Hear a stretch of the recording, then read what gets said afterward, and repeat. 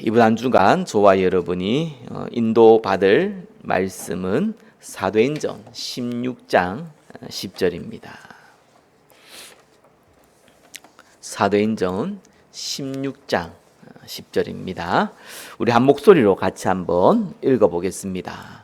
바울이 그 환상을 보았을 때 우리가 곧 마게도냐로 떠나기를 힘쓰니 이는 하나님이 저 사람들에게 복음을 전하라고 우리를 부르신 줄로 인정함이러라. 아멘. 성령 인도받는 비밀 이라는 제목으로 말씀 증가하겠습니다. 우리 옆에 분과 인사 나누겠습니다. 성령 인도 받읍시다. 누가복음 12장 16절에서 21절에 보니까요, 예수님이 밭에 소출이 풍성한 그 부자에 대한 비유를 든 내용이 나옵니다. 곡식이 풍성하게 거두어져서 이걸 쌓아놓을 곳이 없는 겁니다. 그래서 이 헌 곡간을 헐고 새 곡간을 세우겠다, 이런 계획을 세우는 내용이 나오죠. 자, 그러면서 평안히 먹고 마시고 즐기자, 이렇게 부자는 얘기했습니다. 이때 하나님이 오늘 밤에 네 영혼을 도로 찾겠다. 그러면 네가 준비한 이 모든 것이 누구의 것이 되겠냐라는 내용이 기록되어 있죠. 그러면서 누가복음 12장 21절에 자기를 위하여 재물을 쌓아두고 하나님께 대하여 부유하지 못한 자가 이와 같으니라 라는 내용이 나옵니다. 저와 여러분이 가장 복된 인생을 사는 방법이 뭡니까? 창조 원리를 회복하는 겁니다. 하나님이 우리를 지으셨잖아요. 그 원리를 회복하셔야 돼요. 그렇다면 하나님이 저와 여러분이 여러분을 지으신 그 목적에 맞게 살아가는 겁니다. 그걸 보고 창조 원리라고 합니다. 다르게 표현하면은 사명이라고 합니다. 이때 그 인생은 행복한 인생, 가장 행복한 인생이 되는 거죠. 하나님이 저와 여러분에게 주신 사명은 잘 알고 있습니다. 아담과 하와에게 준 사명은요, 눈에 보이는 거 정복하고 다스리는 겁니다. 그걸 아직까지 고집하시는 분들도 있어요. 정복하고 다스려야 된다면서. 그래서 어떤 학문의 어떤 분야의 최고의 전문성을 가지는 것이 하나님의 영광 돌리는 거다, 이런 헛소리 하는 사람들이 아직까지 많습니다. 그거는 아담과 하와 얘기입니다. 저와 여러분을 부를 때에는 이제 다르게 불렀죠. 아담과 하와는 이 하나님의 이 먹지 말라는 선악과를 통해서 결국은 원죄를 행하게 된 거고, 사단의 종이 되어서 결국은 지옥 가는 인생 됩니다. 유한한 인생을 살게 된 거죠. 그래서 눈에 보이는 정복하고 다스리는 거 의미 없게 됐어요. 왜? 그 영혼이 지옥 가니까요. 그래서 예수 그리스도를 보냈었습니다. 자, 그 이름을 믿을 때 하나님의 자녀되는 건세를 주셨습니다. 이걸 보고 재창조라고 하죠. 고린도후서 5장 17절, 누구든지 그리스도 안에 있으면 새로운 피조물이라. 자, 재창조된 저와 여러분에게는 새로운 사명이 주어졌습니다. 아담과 하와에게 주어진 사명하고는 다릅니다. 그죠? 눈에 보이는 것 정복하고 다스리는 것이 아닙니다. 자, 눈에 보이지 않는 생명 살리는 전도 선교를 저와 여러분에게 사명으로 주신 것입니다. 자, 이것을 알게 되면요, 새로운 질문이 나오죠. 어떻게 전도 선교를 할 것입니까? 라는 질문이 나옵니다. 자, 이때부터 성령 인도가 시작됩니다. 그전에는 성령 인도가 아니라고 할 수는 없지만 사실상 본인도 모릅니다. 인도받고 있는지 아닌지도. 자, 그렇기 때문에 사실 전도 선교의 사명이 없으면 성령 인도 받는 건 사실상 불가능합니다. 물론 하나님이 성령으로 인도하십니다. 다만 본인이 모를 뿐입니다. 저와 여러분이 가장 복된 인생을 사는 방법이 뭡니까? 재창조된 저와 여러분들이 전도 선교의 사명을 가지고 성령 인도 받는 것입니다. 자, 오늘 제목은 성령 인도 받는 비밀입니다. 성령 인도 받지 못한다면 사실상 인생 자체가 혼란스럽습니다. 다르게 표현하면 미래가 불안합니다. 자, 오늘 말씀을 통해서 성령 인도 받는 비밀을 확인하시기 바랍니다. 그리고 가장 복된 인생 사시기를 예수 그리스도 이름으로 축원합니다. 첫 번째입니다. 왜곡되기 쉬운 성령 인도입니다. 우리가 살다 보니까요, 바쁜 일이 많이 벌어지잖아요. 그러면 그 바쁜 일에 우리가 집중을 하게 됩니다. 그러다 보니까 뭐 성령 인도고 뭐 그렇게 이게 신경 자체를 못 써요. 사단이 가장 원하는 거죠. 아무 생각 없이 살도록 만드는 거. 그죠? 그러다가 딱 어느 날 문제가 옵니다. 이때면 또 불신자면은 해결하려고 하겠지만 또 구원받은 백성은 그죠? 나름대로 하나님께 응답받으려고 기도도 하고 몸부림도 치죠. 자, 이러다 보니까 우리가 성령 인도를 받는 것처럼 보이는데, 물론 하나님은 우리 안에 내주하시고 또 성령이 우리가 기도하지 않아도 단식으로 우리를 위해서 중보 기도하십니다. 그래서 결국은 합력해서 선을 이루는 건 사실입니다. 다만 저와 여러분들이 굉장히 그 사이에 방황하게 됩니다. 고통받게 됩니다. 그래서 자칫 저와 여러분들이 왜곡되기 쉬운 성령 인도를 받기 쉬워요. 본인이 성령 인도를 하는데 이제 고통의 길을 따라가는 거죠. 무슨 말입니까? 첫 번째는 뭡니까? 마음의 평안이죠. 제가 지금 성령 인도 놓고 이런 질문들 좀 제가 전수한테 한번 받아본 적이 있어요. 좀 황당한 질문인데 아마 여기 있는 분들은 그런 질문 안 할 겁니다. 저한테 24평 아파트를 사야 되는지 32평 아파트를 사야 되는지 질문을 하더라고요. 전사님, 어느 게 하나님 계획일까요? 난 진짜 그런 질문 받는 게 너무 황당하더라고요. 당황스럽더라고요. 뭔 질문이 이런 질문이 다 있냐. 근데 그분이 진지하게 물었기 때문에 웃을 수도 없고, 그래서 뭐 가능한 돈 있으면 좋은 거 사는 것도 좋지 않겠습니까? 뭐 큰 거 사는 게 안 좋겠어요. 뭐 이렇게 대답했습니다. 이분이 이제 그 다음 또 하나님 계획이 뭘까요? 이러더라고요. 한마디로 성령님도 받고 싶다는 건데, 그래 조금 뭐 영적 얘기했습니다. 미션홈 하려면은 좀 큰 데가 안 좋겠습니까? 뭐 이렇게 치웠어요.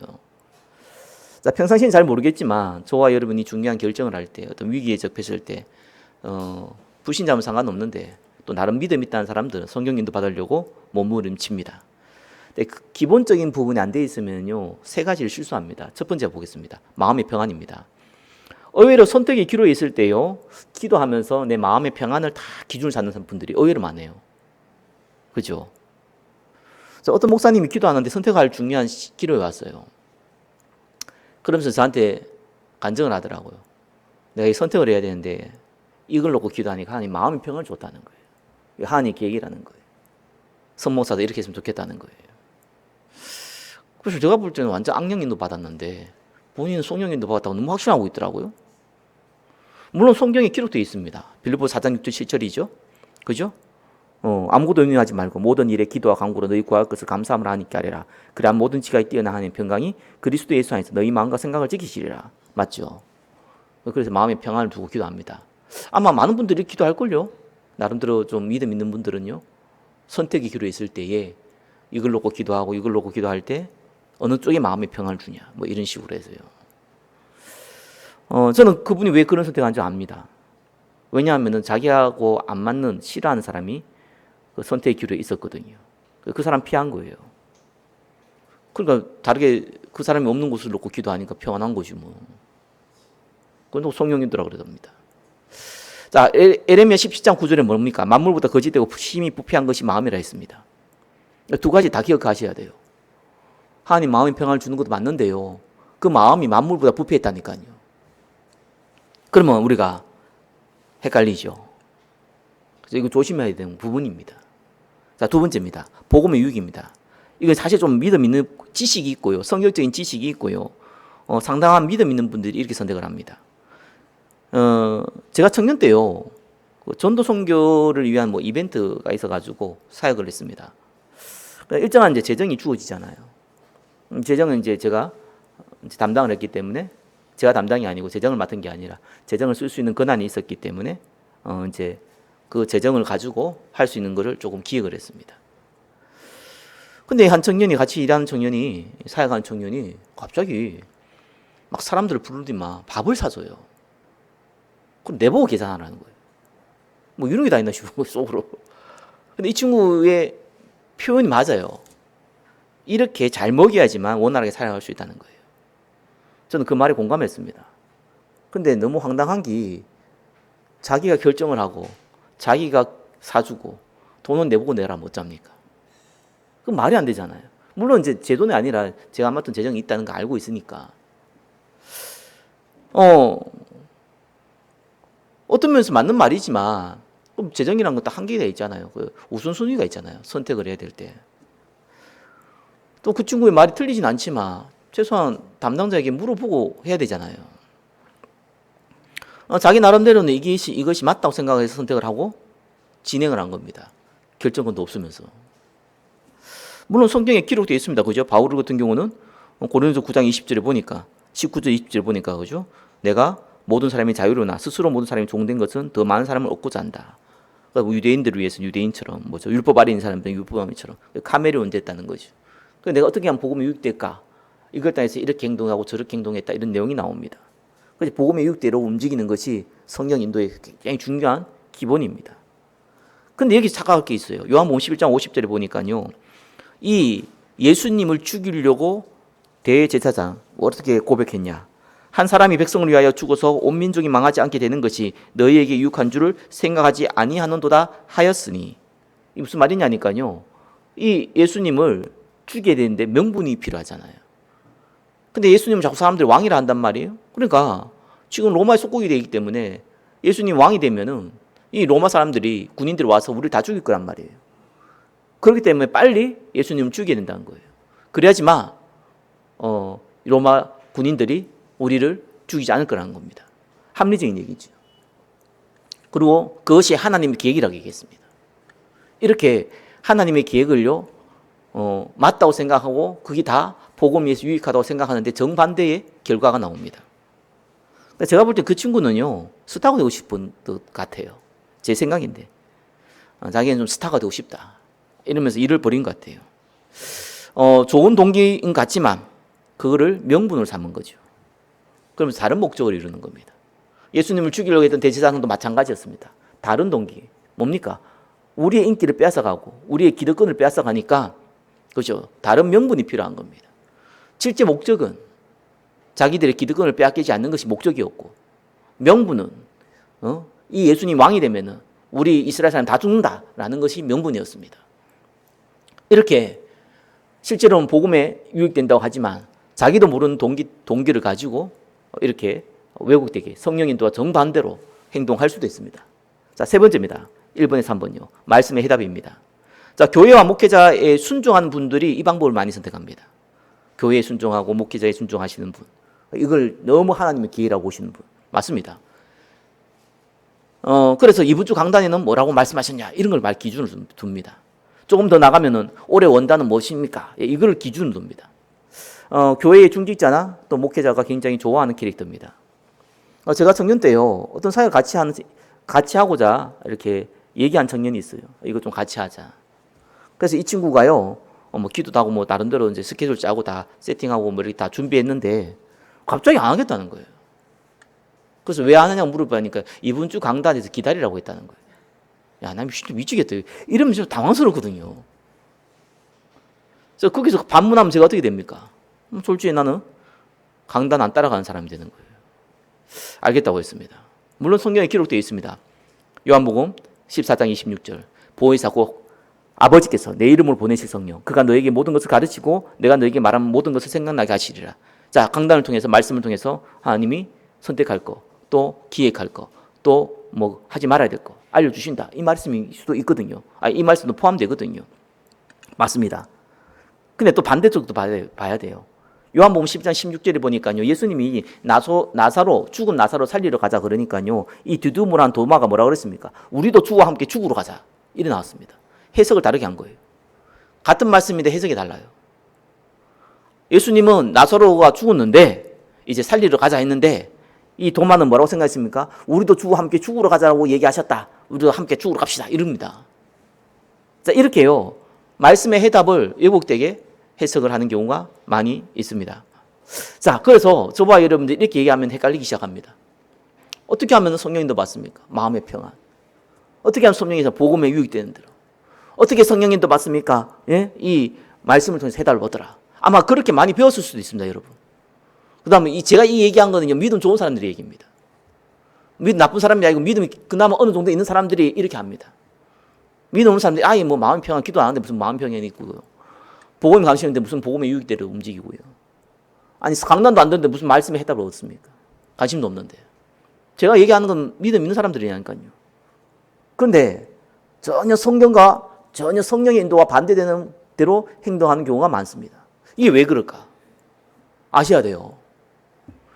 쉽게 말하고 어설프게 알아서 그래요. 실제를 몰라서 그래요. 이론에 강한 사람은요, 실제도 가면 좋은데 이론을 이상하게 자꾸 알면은요, 현실을 너무 모르구나. 하나님이 예수님이 이 땅에 왜 오셨습니까? 이 땅에 와가지고 신앙 만들어 놓고 간 게 아니잖아요, 그죠? 이 땅에 와서 모범을 보이셨잖아요. 실제로 제자를 막 불렀고 이적을 행했고 말씀을 주셨고 십자가에 죽으셨고 부활하셨잖아요. 그 여정을 봐야 돼요. 자, 그래서 저와 여러분이 진짜 성령인들을 받으려면요, 기본적인 게 하나 필요합니다. 세 가지 적어놨죠. 이건 갖고 있어야 돼요. 이 기본이 없으면요, 성령인도 받으려고 좀 안 될 겁니다. 헷갈릴 겁니다. 받는지 안 받는지도 모르겠고 받았다고 하는데 또 시간치 않으면 아닌 것 같기도 하고 막 그럽니다. 왜 그럴까요? 보십시오. 2번에 1번입니다. 올바른 성령의 인도를 위한 기본입니다. 복음으로 만들어진 사명. 이 부분부터 먼저 가지고 있어야 됩니다. 자, 복음과 전도와 선교의 사명이 같이 전달을 받아야 됩니다. 복음이라는 것은 전도 선교가 빠진 복음은 반쪽짜리 복음이죠. 왜입니까? 예수님 오신 이유가 구원 얻게 하기 위해서잖아요. 베드로전서 1장 9절 믿음의 결국 영혼의 구원. 이것 때문에 왔잖아요. 그렇죠? 그게 내한테만 전달되면 그게 복음입니까? 다른 사람들에게 전달돼야 되는 거예요. 모든 사람에게 전달돼야 되는 겁니다. 그러니까 복음과 전도와 선교는 분리될 수가 없는 겁니다. 이거 자체가 분리됐다는 것은요, 창조 원리, 신부가 권세를 따로 떼어놓고 생각한다는 건데, 따로 떼어놓으면 일이 안 돼요. 이건 같이 붙어 있는 겁니다. 동전의 앞면과 뒷면과 같은 겁니다. 이 부분부터 이해를 제대로 해야 됩니다. 초대교회는 다 이렇게 전달받았습니다. 복음 받았다는 것은 다르게 표현하면 다른 사람을 전도해야 되는 사명을 같이 가졌다는 것을 의미합니다. 다른 사람을 전도해야겠다 말하겠다 이건 두 번째 얘기고, 그렇죠? 그게 같은 내용이라는 것을 먼저 이해를 했던 겁니다. 창세기 1장 27절 28절 하나님의 형상과 정복하라는 말은 같이 나옵니다. 그죠? 베드로전서 2장 9절에 하나님 백성되고 전도 선교의 말씀을 선포하는 것은 같이 표현됩니다. 이건 떨어져 나올 수 있는 것이 아닙니다.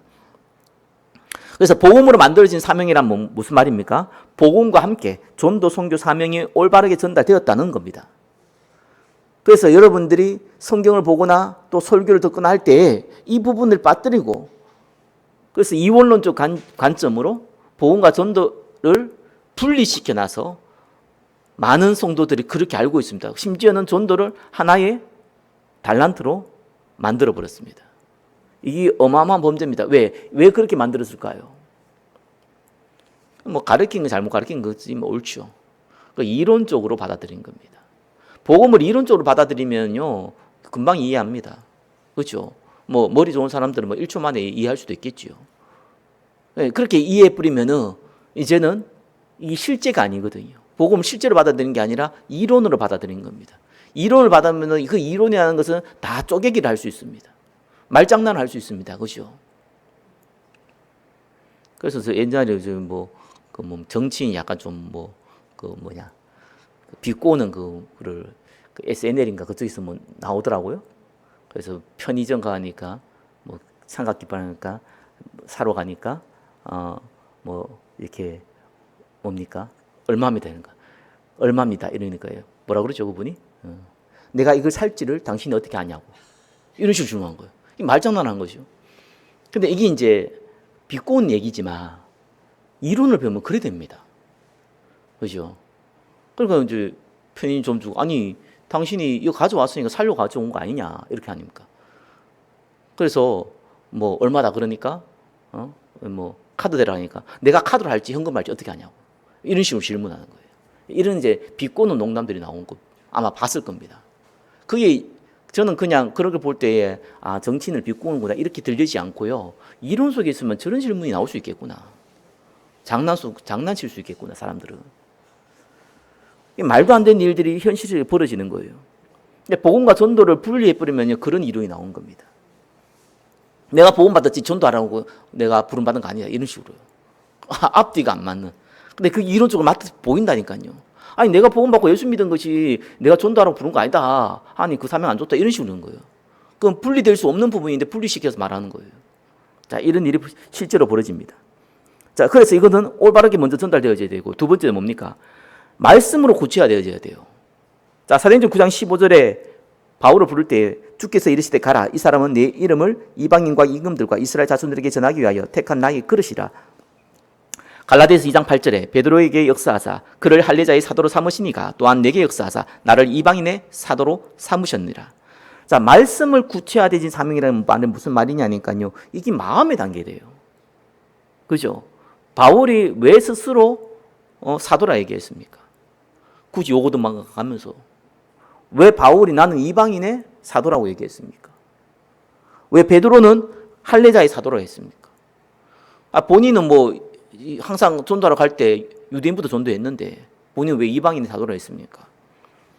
이게 처음부터 하나님께 받은 사명이 바울 마음에 담긴 거예요. 그죠? 그래서 당연히 이 이방, 임금, 이스라엘 자손 다 포함되는 거예요. 근데 다른 사람들이 이방에 보면 안 전한단 말이에요. 거의 안 전하려고 한단 말이에요. 어쩔 수 없이 막 전해진 거 외에는 안 전하려 한단 말이에요. 자기는 그거에 더 포커스를 맞춰져 있거든요. 그래 표현한 겁니다. 왜요? 자기 마음이 담겨 있어요. 저는요, 9가지 시스템을 놓고 기도하면서 이 마음에 담긴 거거든요. 마음에 담긴 거기 때문에 제가 이렇게 1번, 2번, 3번 이런 식으로 얘기한 게 아니라 제가 뭐 할지를 그림을 자꾸 그리는 거예요. 마음에 담겨버렸어요. 그 마음에 담긴 거는 단순하게 말씀을 받아서 담긴 게 아니잖아요. 내 인생과 내 현실과, 그죠? 그 가운데 주신 하나님의 응답이 섞여서 담긴 거거든요. 바울이 그렇게 이스라엘 사람을 죽이려고, 예수 믿는 이스라엘 사람들을 죽이려고 돌아다녔는데 다메섹에서 예수님을 만났단 말이에요. 얼마나 후회가 됐겠습니까? 하나님이 가장 귀한 성도들을 자기가 죽였잖아요. 스데반이 죽을 때 자기가 책임자가 됐잖아요. 그게 얼마나 자기 속에는 한으로 다가왔겠습니까? 그냥 말씀이, 이 전도 선교의 사명이 이론으로 다가온 게 아니라 올바르게 이해되는 것도 중요하지만 그게 마음에 담긴 겁니다. 그래서 구체화되어져야 돼요. 세 번째 뭡니까? 시간표로 응답받는 사명입니다. 그러한 바울은 아라비아에서 또 3년간, 또 예루살렘 가기 전에 거의 10년간, 이런 시간들을요, 예루살렘과 안디옥 교회 가기 전에 그 10년간을요 기다렸어요. 왜 그렇습니까? 하나님이 저와 여러분을 부르시더라도 또 전도 선교를 부른 건 맞지만 특별하게 써야 될 시간표가 있거든요. 그걸 기다리게 하시는 거예요.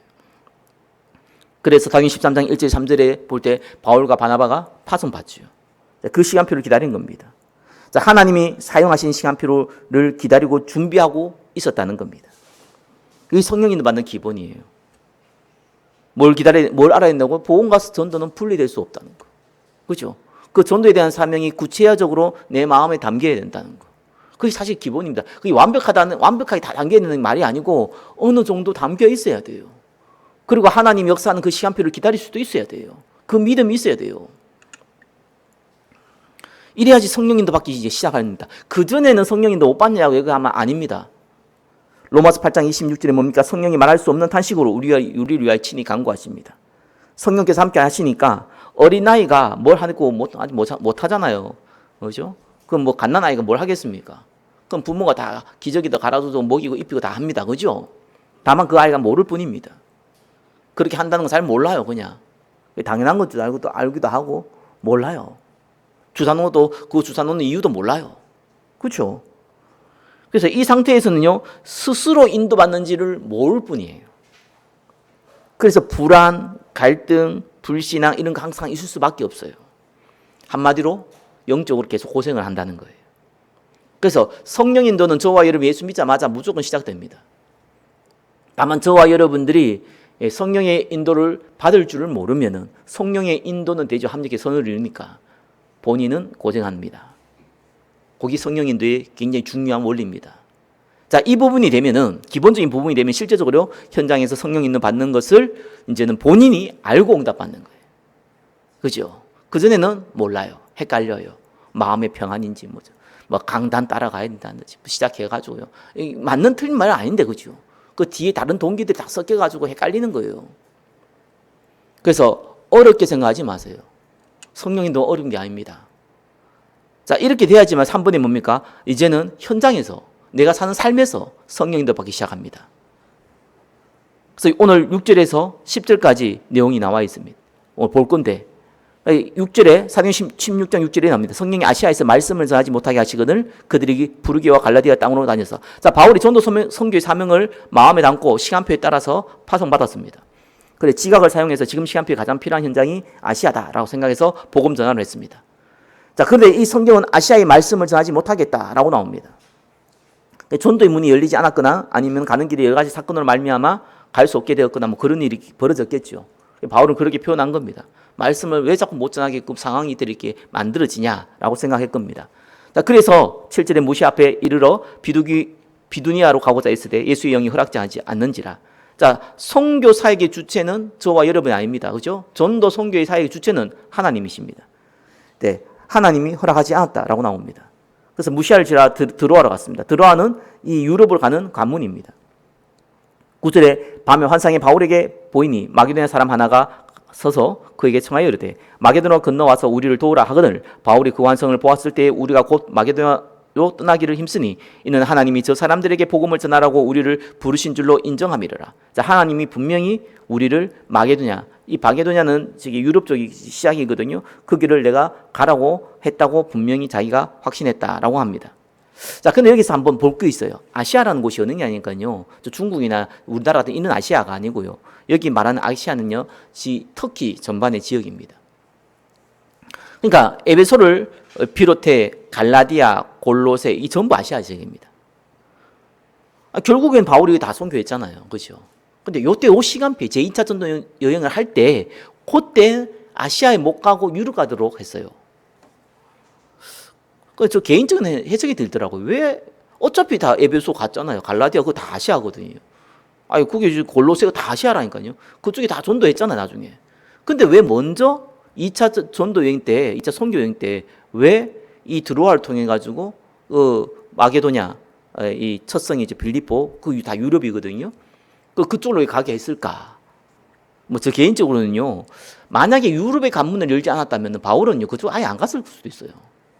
왜냐하면 아시아의 선도의 문이 엄청 많이 열렸잖아요. 에베소 같은 경우는 대부흥이 일어났잖아요.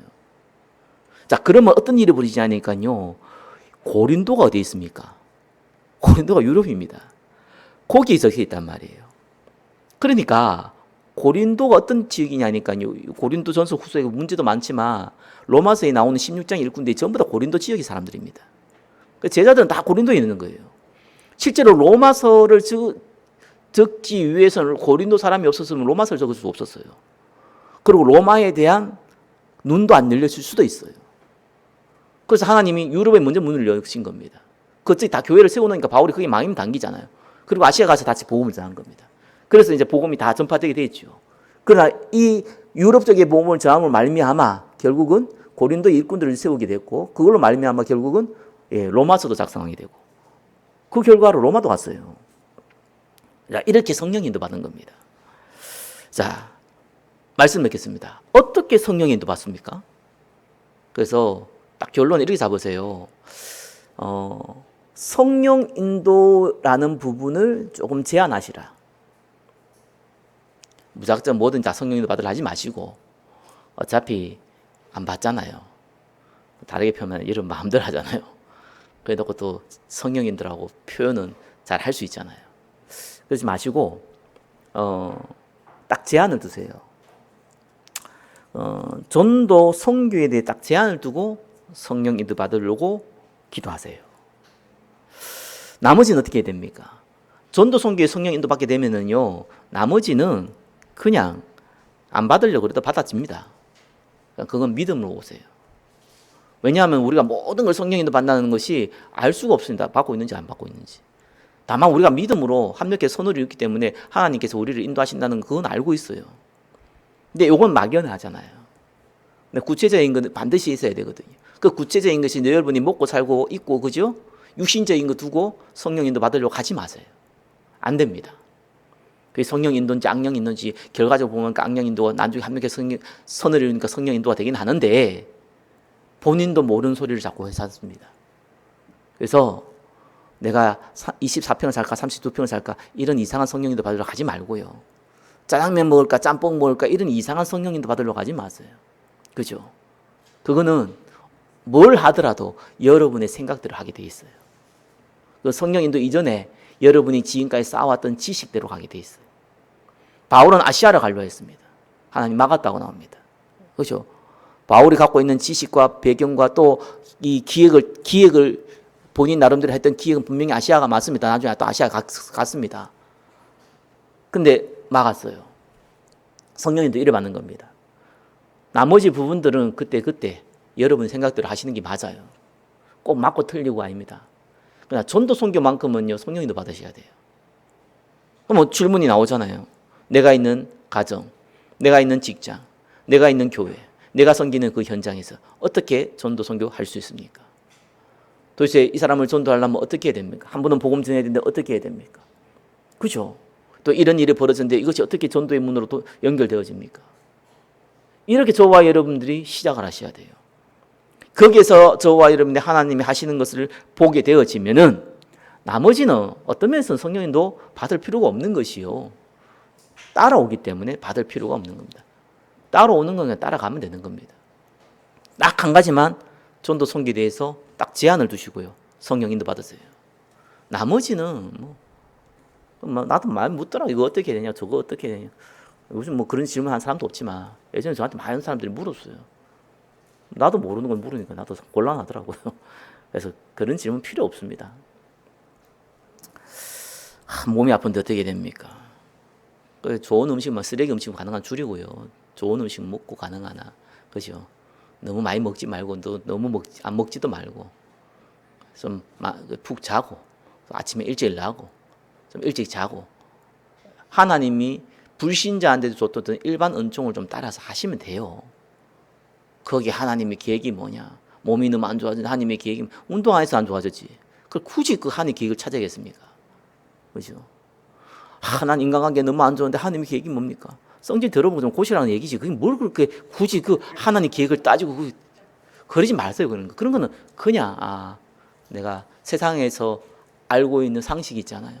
이 상식이 없구나. 이래 생각하면 되는 거예요. 거기에 막 성령 인도 받아서 몸부림치고 기도하고 전혀 그럴 필요 없습니다. 그래봤자 응답이 와도 응답인지 아닌지 헷갈려요, 본인이. 그러니까 딱 제한을 두세요. 전도 선교대에서 어떻게 내가 성령 인도 받을 건가. 이래서 하나씩 체험하는 겁니다. 한 주간 성령 인도 받는 축복 누리시기를 예수 그리스도 이름으로 축원합니다. 기도하겠습니다. 성령 인도 받는 비밀 가운데 우리를 인도하여 주시옵소서. 예수 그리스도 이름으로 기도드립니다. 아멘.